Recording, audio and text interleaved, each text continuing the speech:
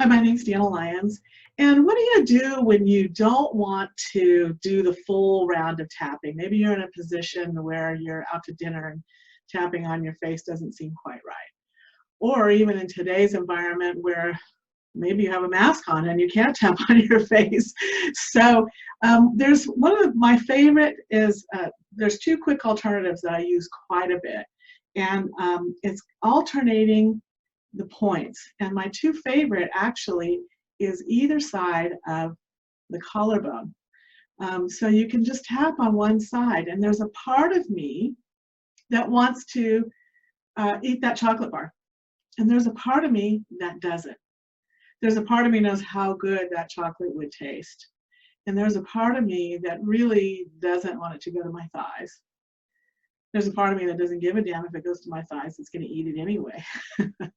And there's a part of me that really would like to be a choice. If I do eat it, I want to slow down and enjoy it. And there's another part of me that says, just eat it, hurry, before somebody takes it away. And this other part of me says, what if I could just enjoy it and be with it? I could eat the whole bar, or I could eat a couple bites. And this other more urgent part starting to calm down. And it's thinking about it. Maybe that's possible. Maybe not. And the other part says, hey, maybe it is. You can use that in all sorts of ways that you find yourself in, where you have the angel on one side, the devil on the other side. It's a really good way to pop that loose. You can also use the side of the hand for the same sort of thing.